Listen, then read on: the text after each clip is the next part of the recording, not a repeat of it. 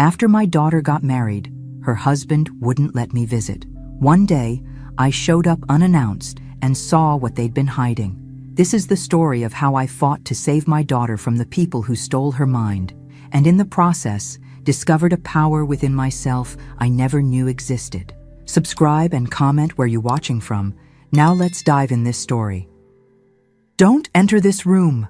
I froze, my hand still on the doorknob, heart pounding in my chest. The door was already cracked open, revealing scattered papers, strange symbols on the walls, and a photograph of a smiling man on what appeared to be some kind of altar. My eyes landed on a list titled Obstacles to Ascension, with my own name prominently displayed just before Jessica appeared in the doorway. I hardly recognized my daughter. Her once warm eyes were vacant, her expression hostile in a way I'd never seen before. "You'll never see me again," she hissed, a stranger wearing my daughter's face. "You're dead to me." Those words cut deeper than any knife could reach. 3 months earlier, life had been different. Not perfect, but different. As I dusted the framed photographs in my Wisconsin home, I tried not to dwell on the emptiness that had settled in since Jessica had gotten married. 5 years a widow, I'd adjusted to Frank's absence as best I could, but the silence of my phone on Sundays, once filled with family lunch plans, was a newer wound. That Wednesday, I attended a reunion with my former hospital colleagues. What should have been a pleasant afternoon turned into a quiet humiliation. "Martha, your turn," said Diane, eyes sparkling. "Tell us about Jessica and what she's up to these days." Around the table, everyone had shared stories of children and grandchildren. Proud photos passed around with beaming smiles. I swallowed hard. "She's doing well," I lied, forcing a smile. "Very busy with her new job. We don't get to talk as much as we'd like." The truth, that I had received only formal cold messages for the past 3 months, stayed locked inside me. Carol, who had known me for 30 years, touched my hand. "That's too bad that your daughter doesn't have time for her own mother. Frank would be so disappointed." I nodded, maintaining my smile while something inside me crumbled. Back home, I found the anniversary dinner invitation I'd sent returned in the mail. The attached note from David read simply, "Jessica is on a spiritual retreat. We won't be able to attend." I stared at the last photo taken of us together, before Jessica had married David, before she'd started changing into someone I no longer recognized. Her smile had been real then. Her eyes had been alive. I picked up my phone, my finger hovering over her number. 3 months of short formal text messages. 3 months of too busy and spiritual commitments. 3 months of losing my daughter inch by inch. I set the phone down and straightened my shoulders, a determination settling over me like armor. "I don't care what they're hiding," I whispered to the empty room. "I don't care what it costs me. I'm going to find out what's happening to my daughter." Little did I know that my simple decision that night would lead me into darkness I couldn't have imagined, and that the woman who emerged on the other side would be someone even I wouldn't recognize. I arrived at Jessica's Chicago townhouse unannounced, clutching a small cinnamon cake, her favorite since childhood. My heartbeat quickened as I approached the door, using Frank's death anniversary as my excuse for the surprise visit. When the door opened, I came face to face with David. At 38, he was undeniably handsome, with perfect teeth and immaculate clothes, but something lurked behind that practiced smile, something cold and calculating. I watched his expression transform in seconds, surprise, irritation, then a mask of cordial welcome. "Martha, what a surprise. Lovely," he said, effectively blocking the entrance. "Jessica's in her purification meditation. These sessions cannot be interrupted." While waiting in their living room, I surveyed my surroundings with growing unease. The once colorful walls had been painted stark white. The comfortable furniture I'd helped them choose had been replaced with austere, minimalist pieces. There were no family photos, just strange symbols subtly incorporated into the decor. A triangle with an eye and sun rays appeared repeatedly. In the corner, a security camera monitor blinked steadily. When Jessica finally appeared, my heart nearly stopped. This wasn't my daughter. Not really. She was at least 15 pounds thinner, her once flowing hair now partially shaved on one side. Dark circles shadowed her sunken eyes. When she hugged me, her body remained rigid, as if human touch caused her physical pain.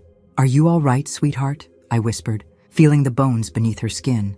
"I've never been better," she replied in a monotone voice. I've finally found my higher purpose. Lunch was a sad affair, a purification meal consisting of unseasoned vegetables. David dominated the conversation, speaking incessantly about ascended illumination and its leader, Marcus Reed, who had rescued Jessica from her mundane existence. I watched in horror as my daughter, once fiercely independent, constantly looked to David for approval before speaking. When I mentioned Frank, I caught a flicker of genuine emotion cross Jessica's face. David immediately stepped in. Toxic past attachments are anchors, darling. Remember what the guide teaches about cutting limiting ties. That's when I noticed it, a bruise partially hidden by Jessica's collar. When I asked about it, David quickly answered, Jessica had a purification reaction during our last liberation ritual. It's part of the ascension process. As I was leaving, I overheard their muffled argument through the slightly open window. David held Jessica's face roughly between his hands. Your mother is an obstacle to your evolution. The sooner we cut that tie, the faster you'll ascend. I stood frozen on the sidewalk, my blood turning to ice. The daughter I'd raised, bright, independent, loving, was disappearing before my eyes. The man who was supposed to love her was isolating her, controlling her, possibly hurting her. What terrified me most wasn't just Jessica's physical transformation. It was the emptiness in her eyes, as if the essential spark that made her Jessica had been methodically extinguished, replaced with something hollow and obedient. I got into my car, hands shaking so badly I could barely insert the key.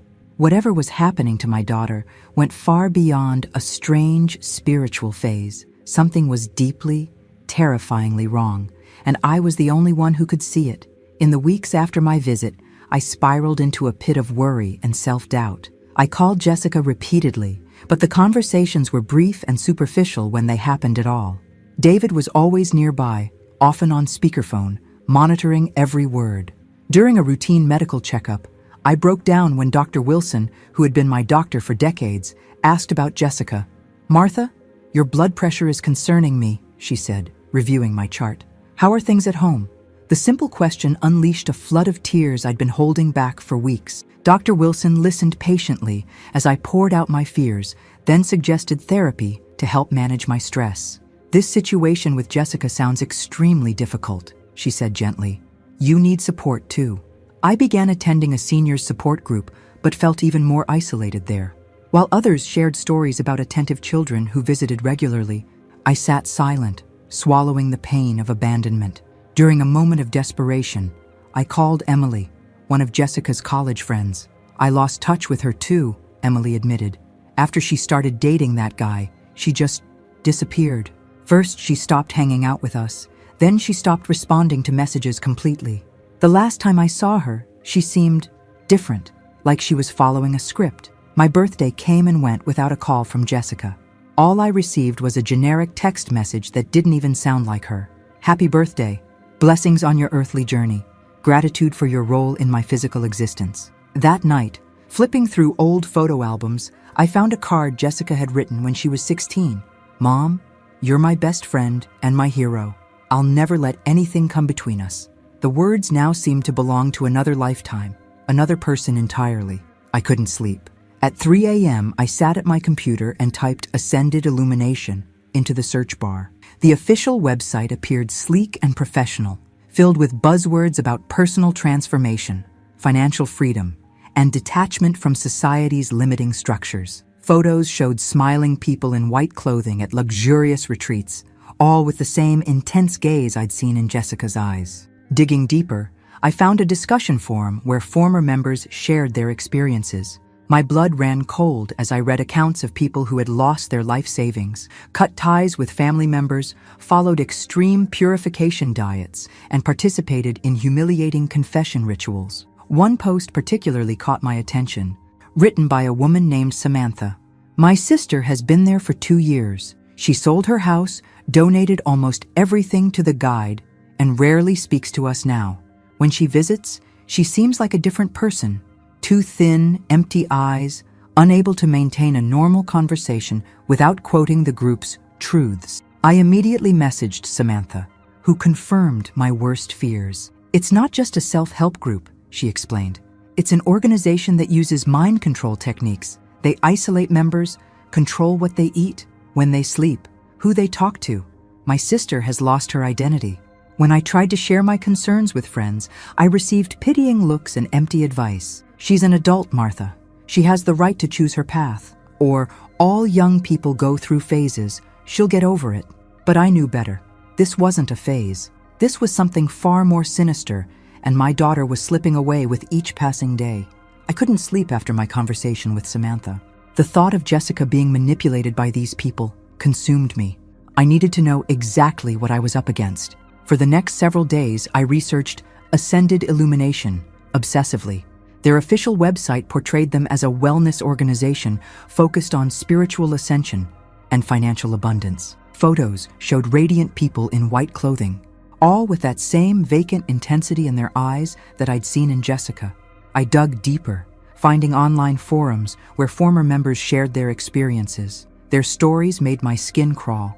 Accounts of people who had surrendered their life savings, cut off family ties, followed extreme purification diets, and participated in humiliating confession rituals. Many described physical exhaustion from sleep deprivation and malnutrition that left them unable to think clearly.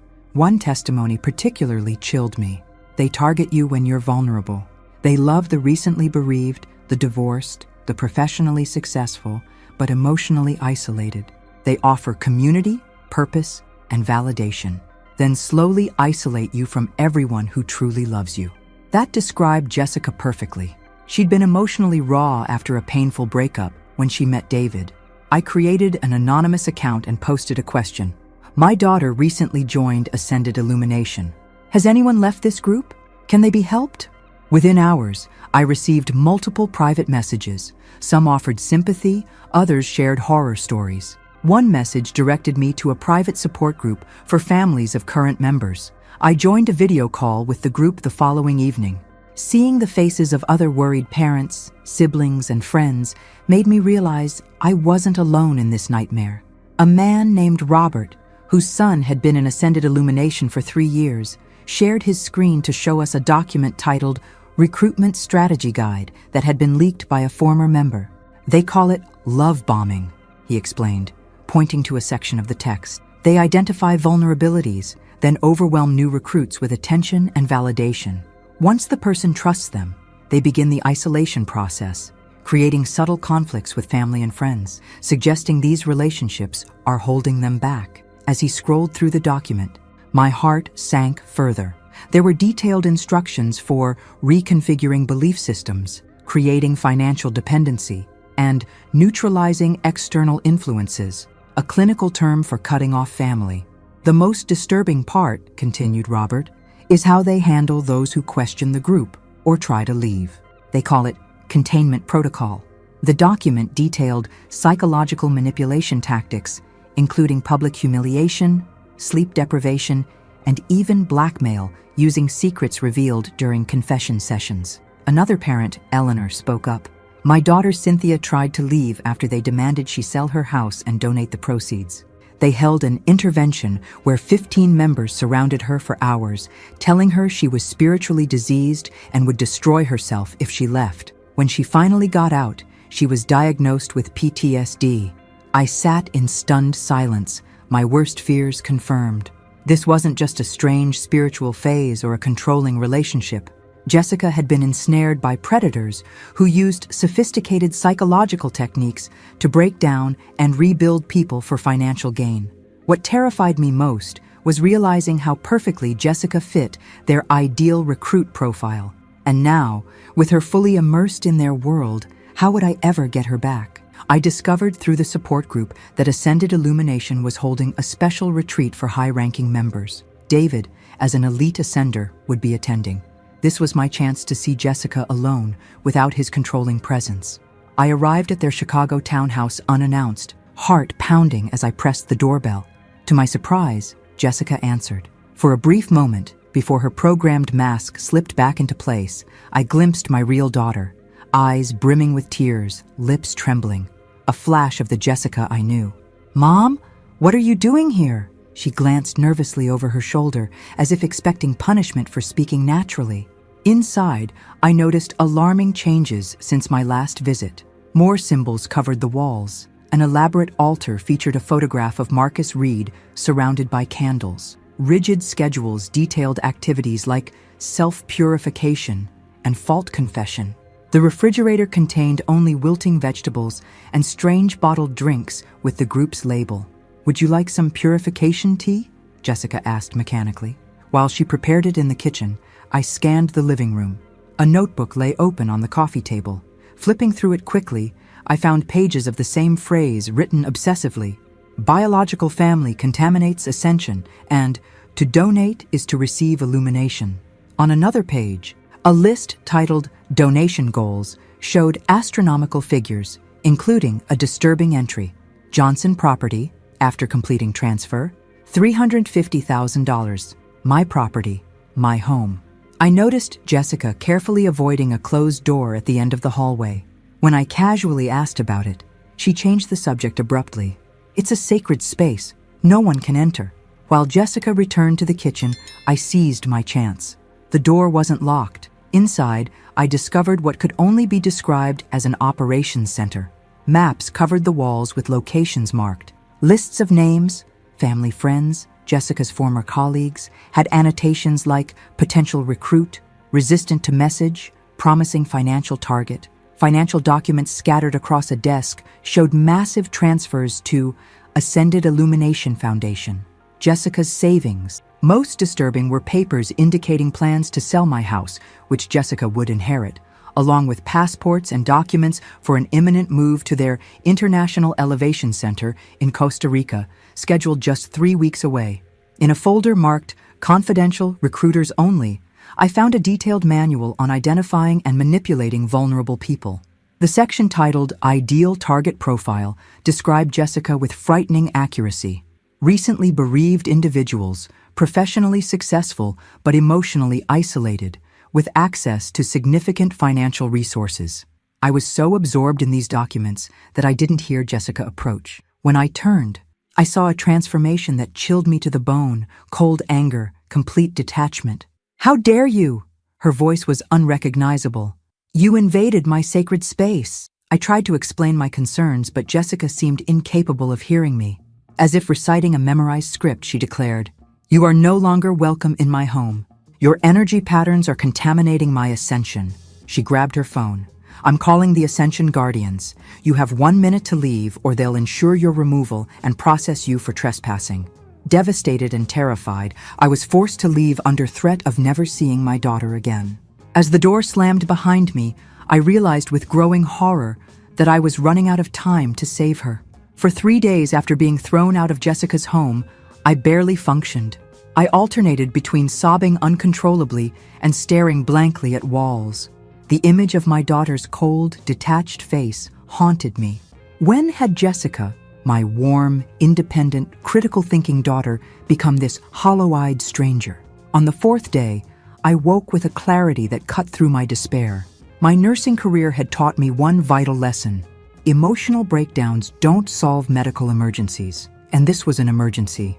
I created a methodical research plan using skills honed through decades of nursing.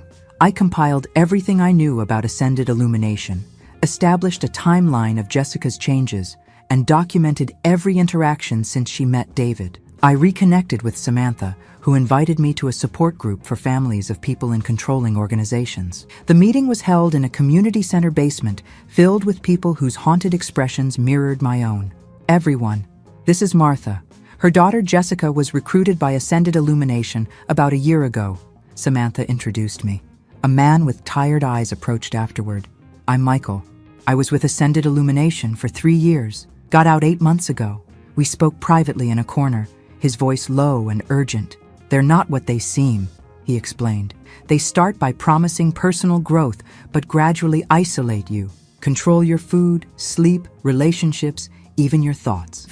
The courses and donations are designed to drain financial resources. When your money's gone, you become a recruiter to bring in new members." Michael revealed the group's leader, Marcus Reed, was actually Jeffrey Pearson, a former salesman with a record of financial fraud who reinvented his identity after prison. They target people at vulnerable moments, after significant losses, relationship breakups, or professional crises, exactly like Jessica was when she met David. My stomach dropped when Michael mentioned David. What about him? Michael's expression darkened. David isn't just a member. He's an elite recruiter with a history of involving himself with financially stable women to bring them into the group. You mean their relationship was planned? The room seemed to spin around me. Likely. We called them love contractors. Jessica wouldn't be his first target. I learned about the mind control techniques used by the group: sleep deprivation, restrictive diets that weakened critical thinking, gradual isolation from friends and family, and confession sessions used later as emotional blackmail.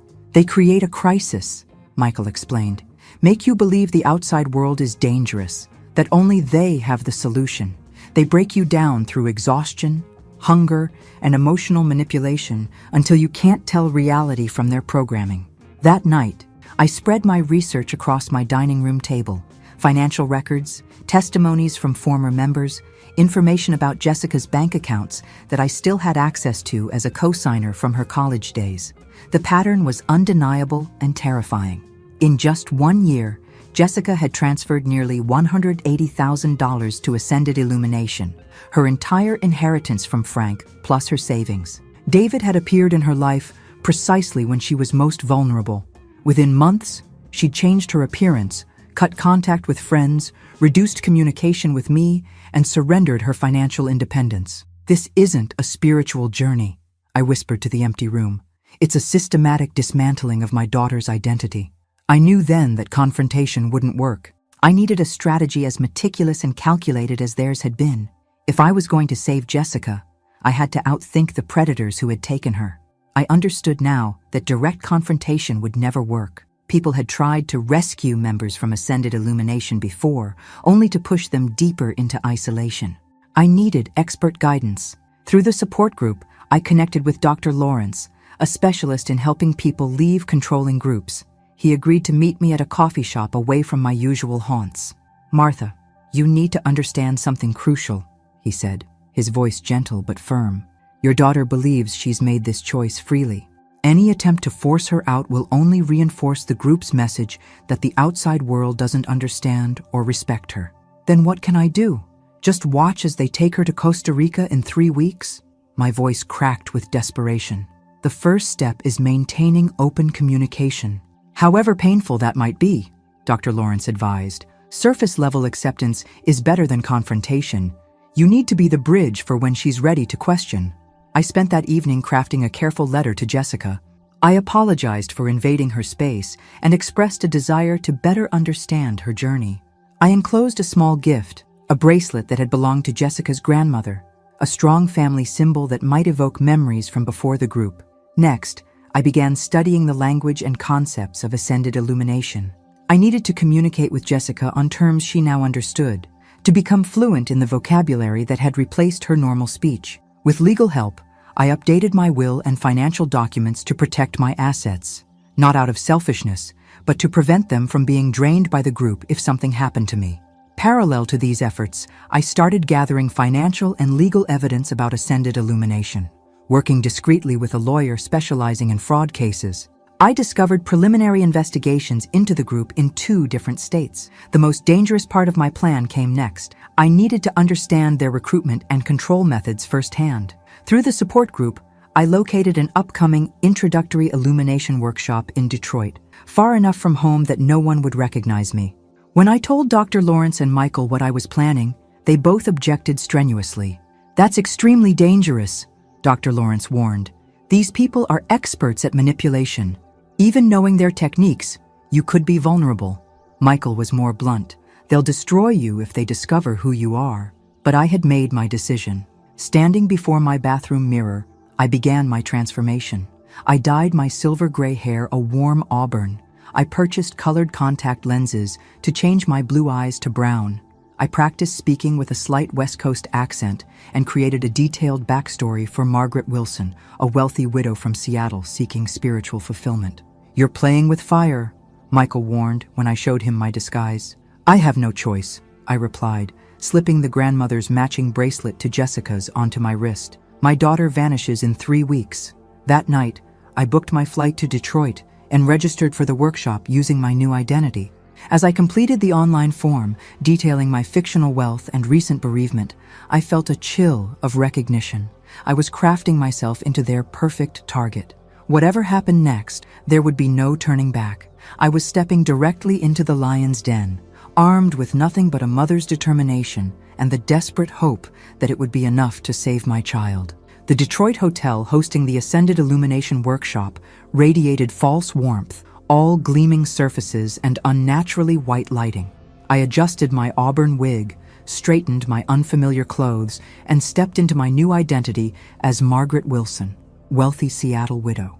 "Welcome, seeker," said a young woman with that same vacant smile I'd seen on Jessica.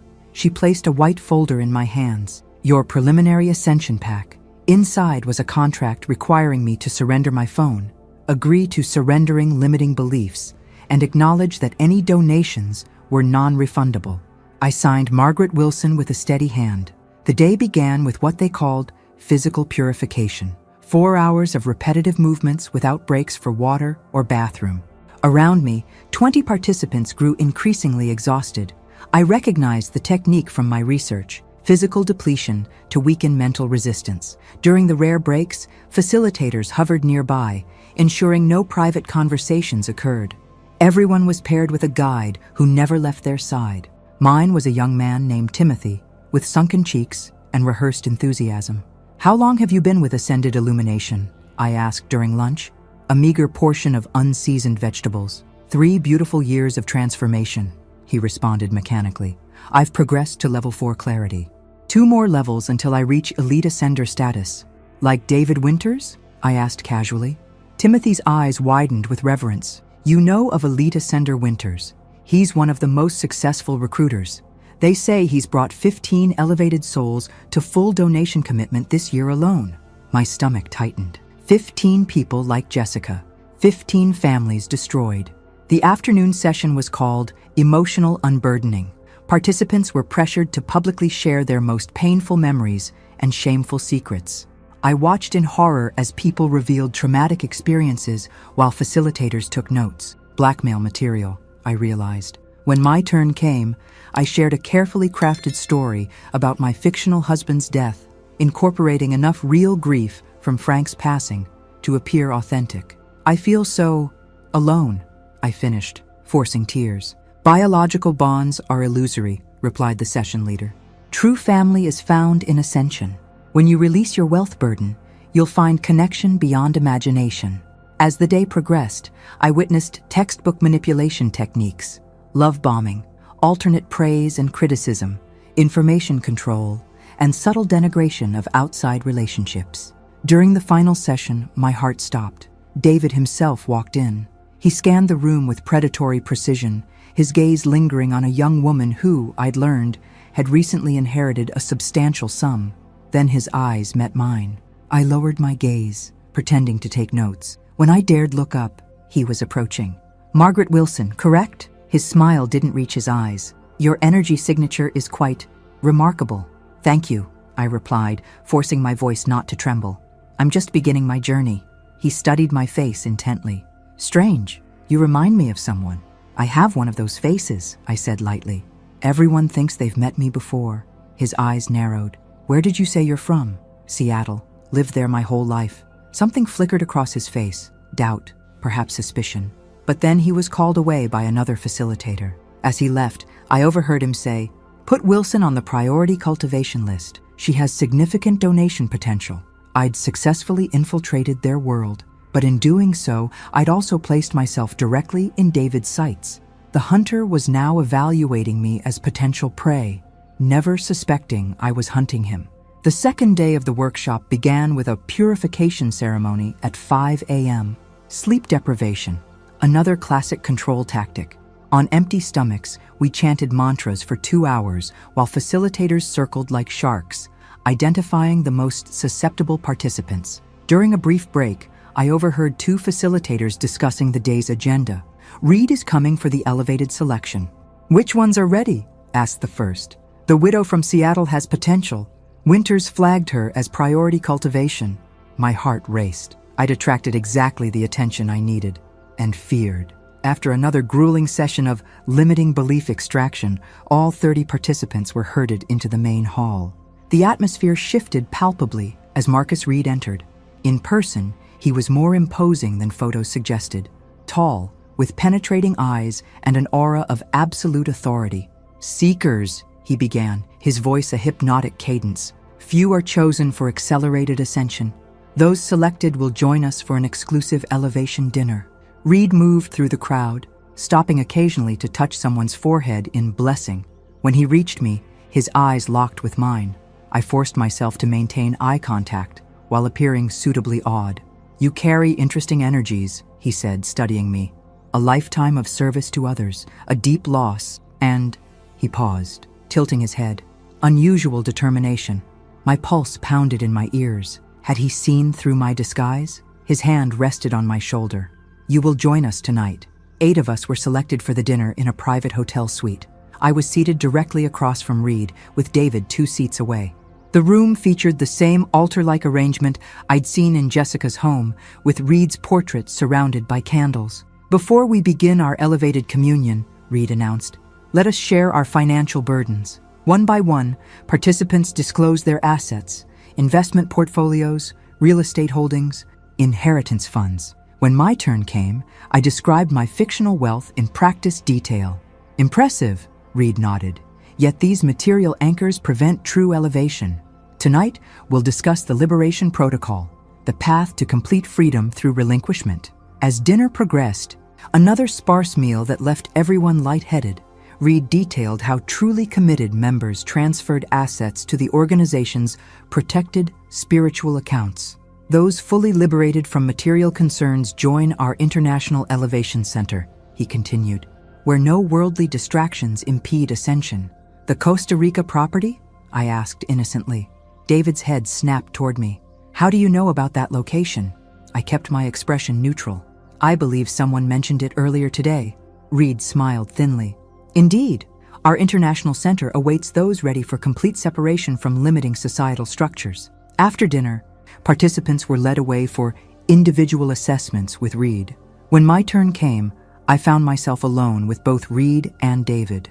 "Margaret," Reed began, "your energy signature fascinates us. You've experienced great loss, yet maintain unusual mental resistance." "I've spent my life in self-discipline," I replied. "Have you?"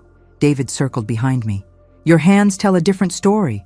These are a nurse's hands, not a socialite's." My blood froze. I'd forgotten this detail in my disguise. "I volunteered in hospitals for years," I improvised. Reed stepped closer. "Remove your contacts, please." "My contacts?" "Your eyes changed color when your emotions intensified. A fascinating phenomenon." They knew. Somehow, they knew. Reed's smile turned predatory. "Now, why don't you tell us who you really are?" "Martha." My heart nearly stopped. The carefully constructed disguise, my entire plan, crumbling in seconds. "I don't know what you're talking about," I said, fighting to keep my voice steady. Reed's smile never faltered.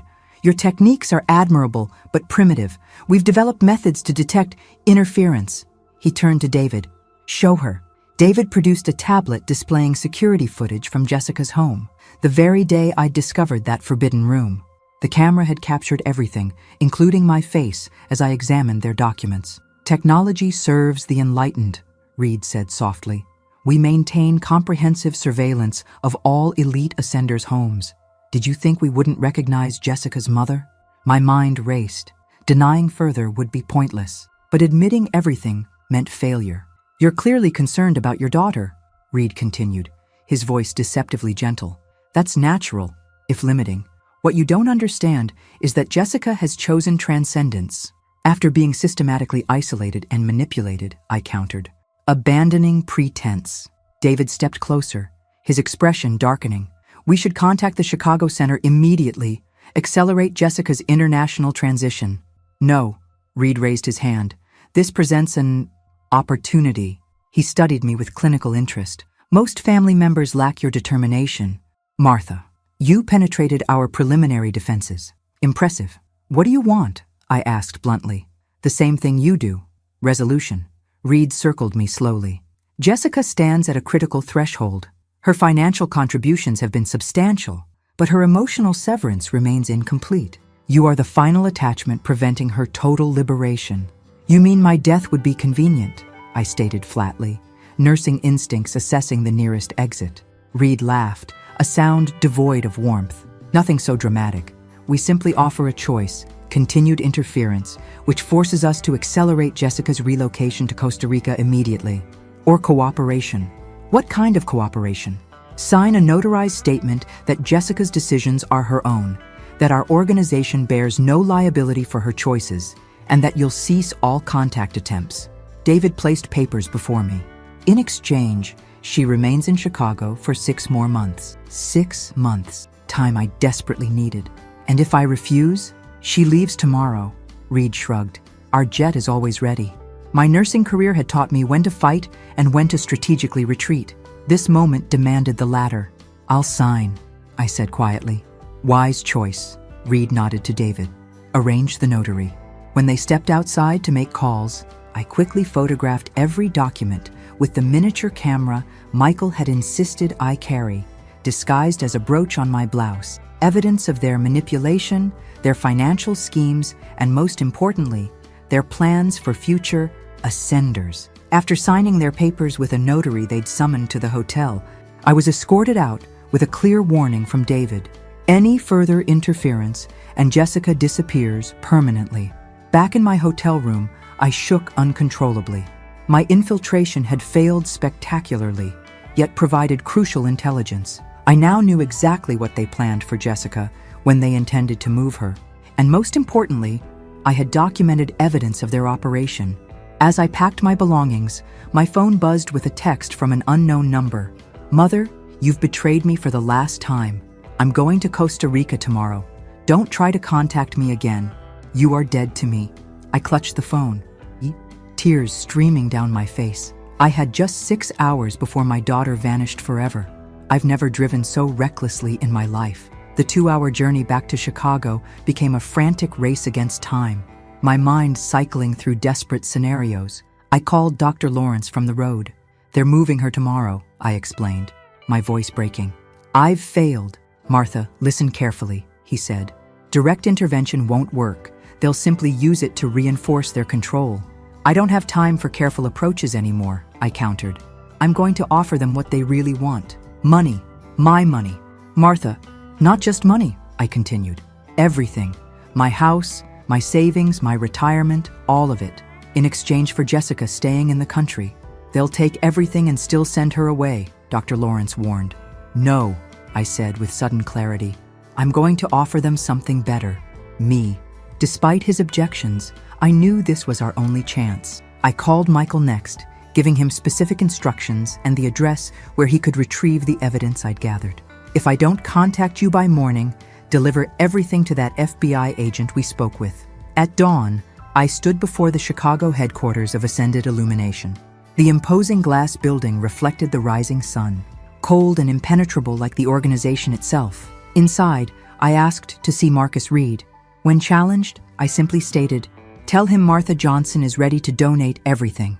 20 minutes later, I was led to Reed's private office.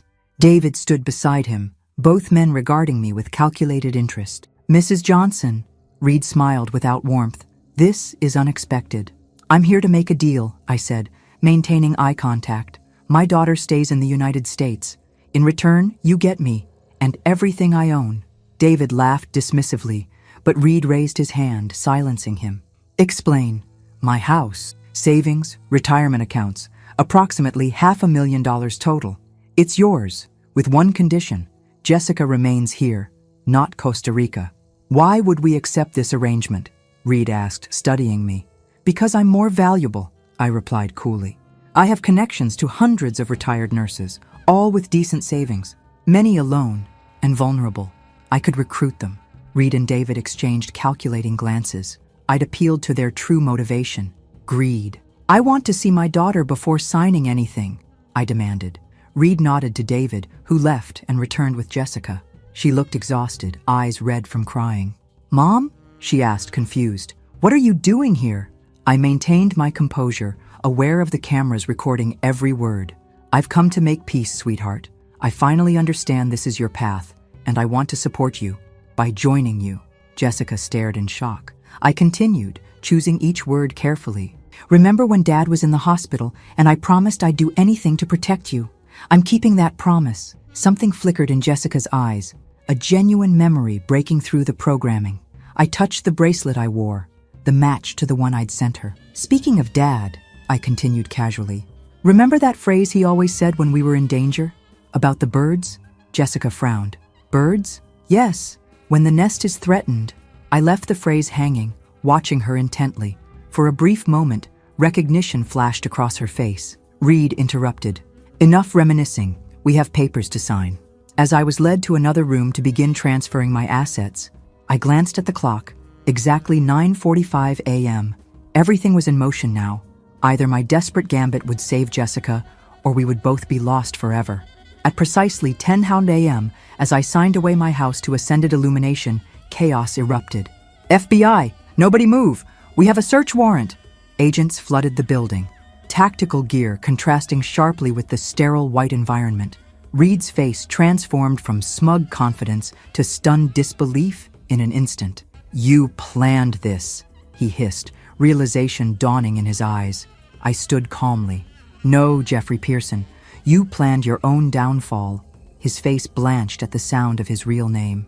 2 days earlier, I had sat in an FBI field office, presenting everything I'd gathered: financial records, testimony from former members, the manipulation manual, evidence of tax fraud and money laundering. The special agent had confirmed they had enough for a warrant, but needed someone inside. It would be extremely dangerous, he'd warned. I'd volunteered without hesitation.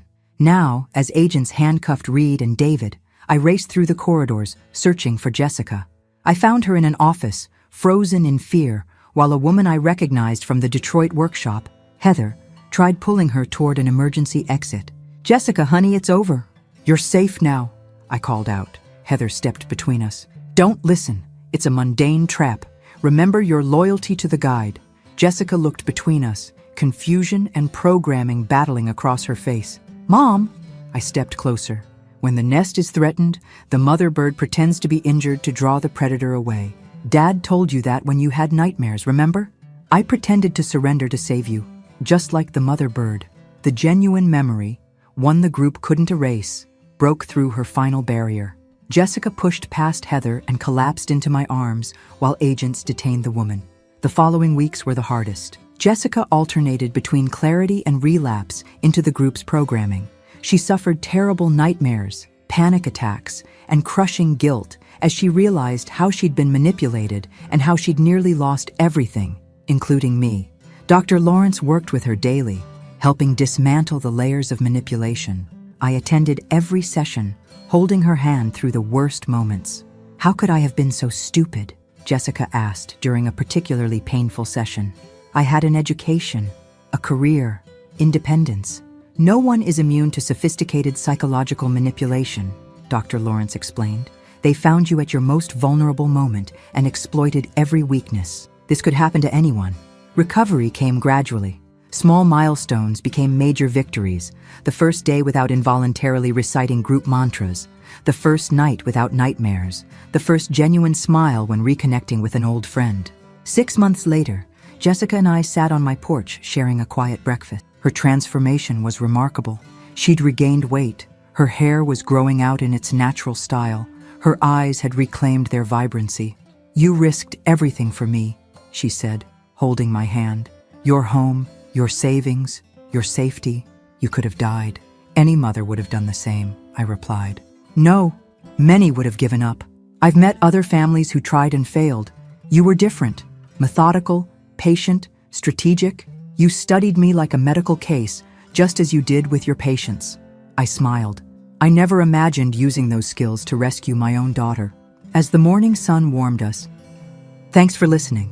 Don't forget to subscribe and feel free to share your story in the comments. Your voice matters.